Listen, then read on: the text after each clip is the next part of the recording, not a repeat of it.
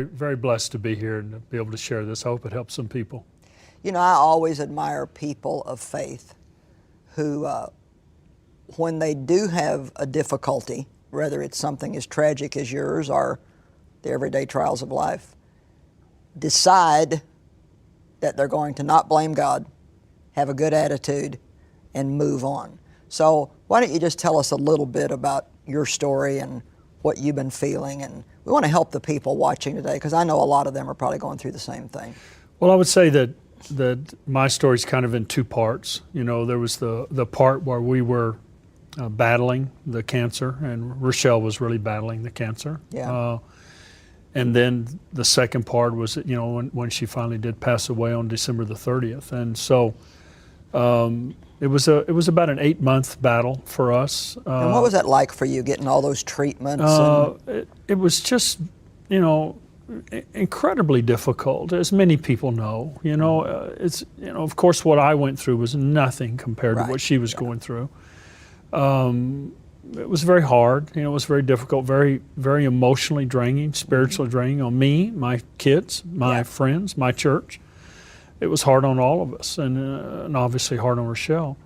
Everything kind of came to kind of a pivotal point in my life on December the 23rd. We were at MD Anderson in Houston, and things were very difficult. Rochelle was not doing well, and it was very hard. And we had a hotel room next to the hospital, and I was walking.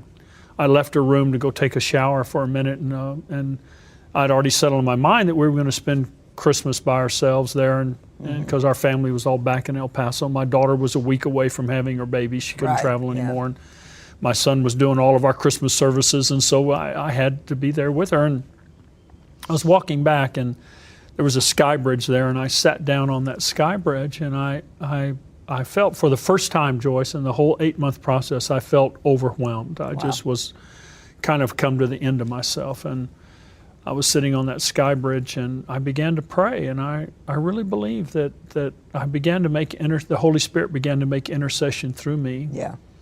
And I prayed just some very simple but powerful things. Looking back on it now, I realize that it really kind of set me down a good path. And the first thing I prayed was, I said, you know, Father, whatever happens here, I said, and I'm hoping you let her stay with me. Right. I said, but whatever happens here, I'm never going to ask you why. I'm never going to question why. I'm never going to ask you why. And I never thought of that. It just kind of came out, and I heard it. And then I said, unexpecting that I would say this, I said, because what happens here is not about me and you. It's about you and her. I said, and whatever happens is between you and her. We do try to get into things very frequently that really, to be honest, really just are not any of our business, because there are personal things between an individual and God. And certainly, she probably drew very, very extremely close to God. She did. During that time of discomfort that she was going through. She did. And I try to share with people all the time just the uselessness of having to know why about something that you're just not going to understand. There are things in God that we just don't understand. There are mysteries in God that we don't understand. And a large part of our trusting God and our believing in God and our relationship with God is not just for when we get things the way we want them, but when things happen that we don't understand.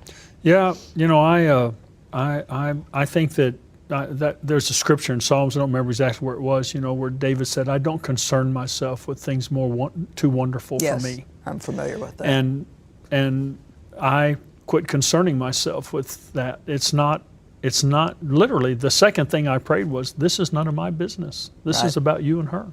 Yeah. I did say to the Lord that day on the cross bridge, I said, I just want you to know, in case you don't know, that if she passes away, you're going to have to explain this to her. I said, because she's not going to come in there willingly. Yeah, I heard you say that on a teaching tape I was listening to, that St. Peter probably had to pull her in because she really wasn't wanting to go. Come out and explain this to her at the gate, you know. So, and the second thing I said that night was, you know, she's always been your daughter. And you loaned her to me as my wife. but she's always been your daughter, and she'll always be your daughter.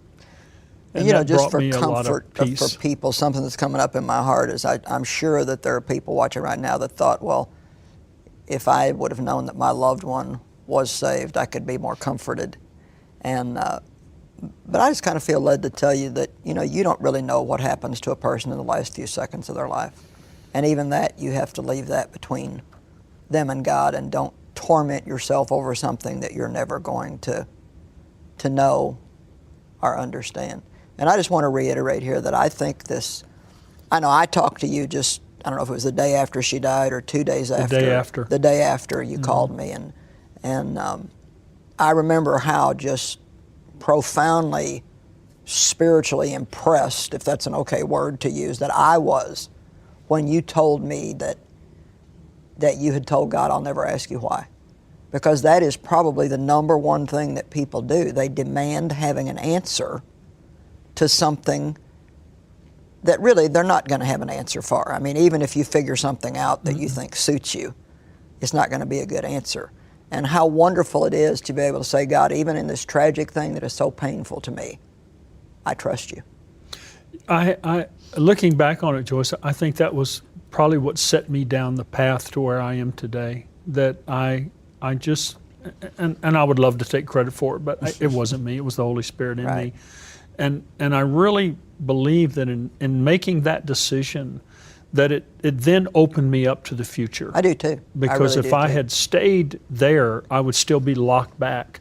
Because I am convinced that I would still be asking God why, and He wouldn't be saying a word to me. Right. It's none of my business. Yeah. It's none of my business. And it's what happened there was not about me and him. It was about her and him. It is very hard to understand why someone like Rochelle, beautiful woman, being used by God, helping so many people, just really in the prime of life, would die.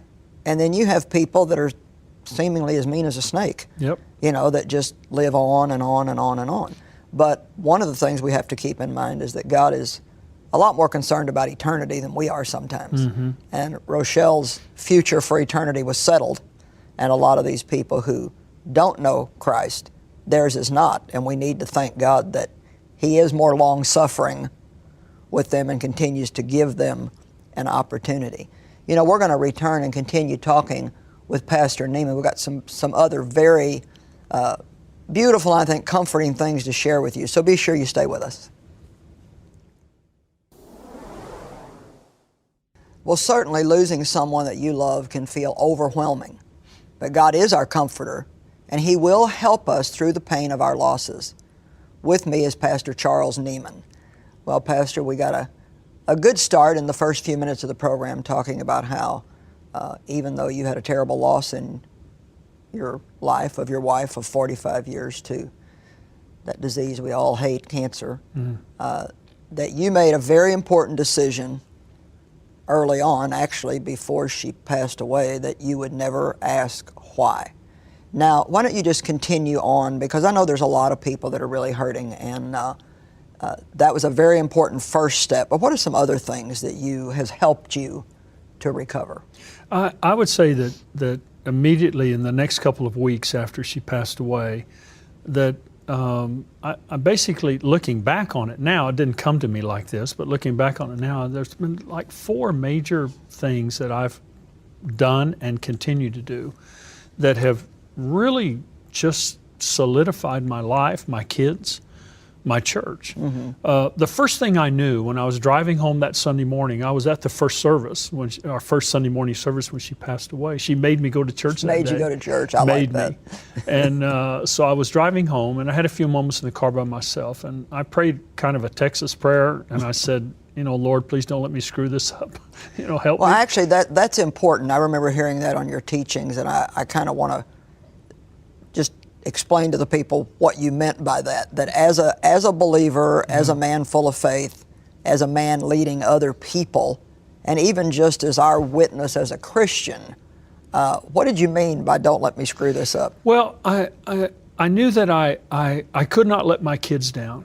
I couldn't let Jesus down. I couldn't let the kingdom down. I couldn't let my congregation down. I couldn't let my friends down. You didn't all of a sudden want to act like you didn't believe what you'd been teaching people all your life. No, I believe in the abundant life as much now as I ever have. Right. And that, you know, Jesus came to give me that life and came to give that life to And that He Rochelle. loves you. And this didn't happen because you did something wrong. No. I don't know why it happened. It just happened. It just happened. That's you know, right. Welcome to life. God knows. Yeah. And so, you know, I just said, you know, I just don't let me. I'd seen people go through this, and I've seen them collapse and lose their faith, turn away from God, blame God. Yeah. And I'm not going to do that. You know, we have a legacy, and I have this relationship with Jesus that I am not going to let anyone steal from me. And Rochelle would be furious with me if I did, and I'm not going to do it. That's good. So. The first thing I knew, number one, I knew without the Lord having to say anything to me, I already knew this, that I had to get back in the house of God as soon as possible. Because Isaiah 40 verse 31, the King James text says, they that wait upon the Lord. But in the Hebrew it says, they that gather together before the Lord shall renew their strength. That's good. I was exhausted mentally, emotionally, spiritually. My kids were worn out. My church was worn out. My friends were worn out. Right. But me personally, I was exhausted. And yet, as you know, you can't call time out. You can't say, hold it, I'm going to, you know, everything stop, go in suspension while I recoup. No, in 20 minutes I was going to be at home with my kids, and they were there, and they were grieving, and my friends, and I was going to have to tell the church, and here it goes. It all goes in a new direction now, and I was going to have to step up, Joyce. I had no choice. I had to step up. I wasn't going to start looking for someone else. I had to step up. I could not fail. I could not fail. That's good. And I would not. That's much better than just thinking, well, now I have an excuse to just totally fall apart. When I was in my car that day, one of the things I prayed was, I decided that in that car, I said, I'm not going to go through life with a limp. And I'm just not. Good. I'm not. And so, you know, I got home that day and started doing the things with my family I needed to do. And the next night we were having our New Year's Eve service, and you know, I had people saying, well, you know, who's going to do the service? And I said, well, I am. I'm going to do the service. And that people were like, you're crazy. And I said, no, I have to get in the house of God. I have to go where the church is, because there I will get my strength renewed. There I will mount up with wings of eagles. And I did that service. I did the Wednesday night service. I did the memorial service on Friday night. I did all 4 weekend services, and I haven't missed a service since. And in fact, I've done all my services at church, and I've taken speaking engagements around America and around the world. Not because I'm running from, I'm running to. I'm running to where the strength is. And where the God strength is in the house of God. It's among God's people. And then what were some of the other The second thing that happened to me is that I went back to John 11, where Jesus raised Lazarus, and that incredible statement there where he said, I am the resurrection and the life. And you know, I'm like you, I'm a teacher. I'm always looking up words and studying words. And I looked up that word resurrection, and Jesus said, I am the stand up and the recovery. I am the stand up. And I realized for the first time in my life that when you get knocked down, and I hear people say, Pastor, and they mean it. They say, Pastor, I just can't get up. And I know that feeling. And you can't by yourself. You can't. And then I realized for the first time in my life, I don't have to get up. He's in me. And if I will let him, he will get up. And when he gets up, I'll get up with him. He'll pull me up with him. And so I was in my bedroom one night crying and feeling bad and hurting, and I started meditating on that verse, and I got up out of my bed, and I purposefully imagined inside of me, it wasn't like a vision, I did it myself, and I saw Jesus stand up. And when he stood up, I stood up. That's good. And that he is my recovery.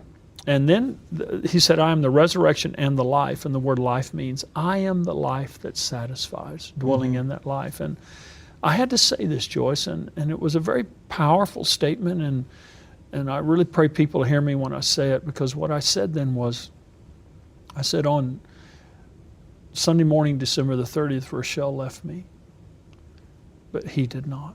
Right. And I cannot say, and we cannot say, and I know why people say it, I really do, but I could not say, I can't live without her. She did not give me life. Right. He gives me life. And she left, but he did not. And so I had to take that burden off of her, Right.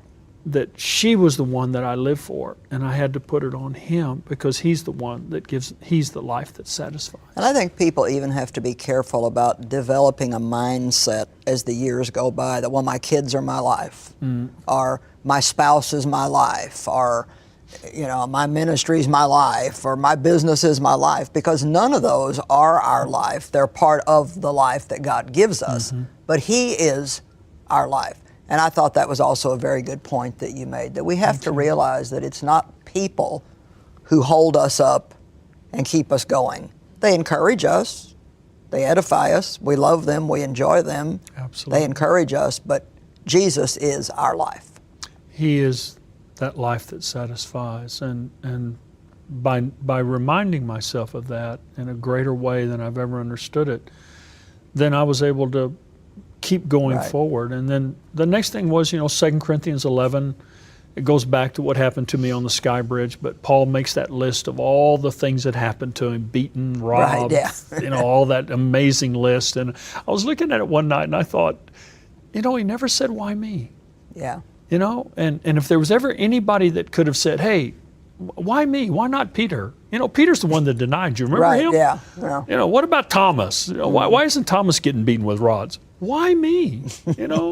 I've never denied you. Right.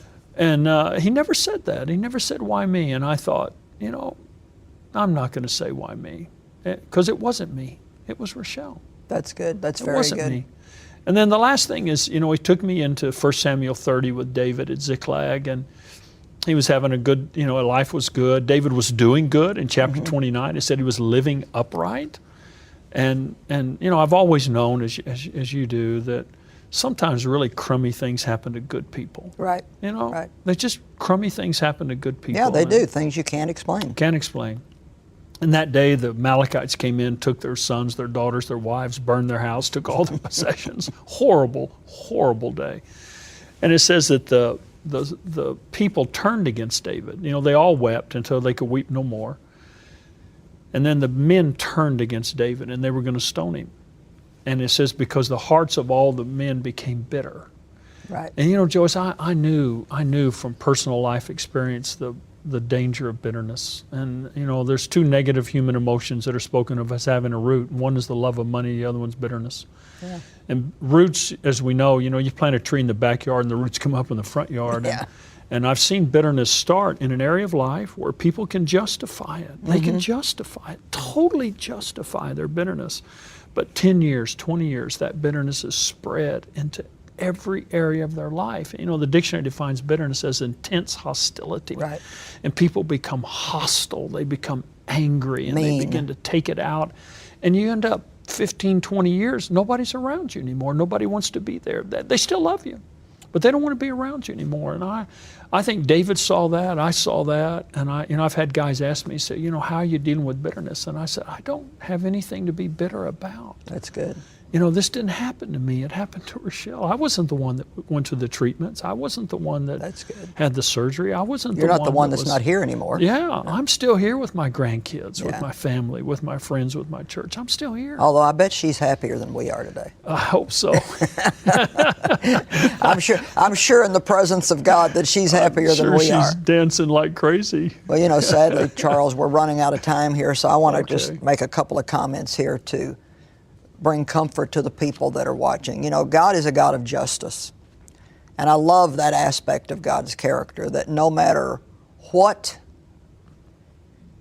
unjust thing may have happened to you or like you, if you will keep the right attitude and not get bitter, and not say why me, not get into why God will bring justice in your life. I can promise you. It's another way of saying God will make it up to you. I was abused in my childhood, and God has so made it up to me.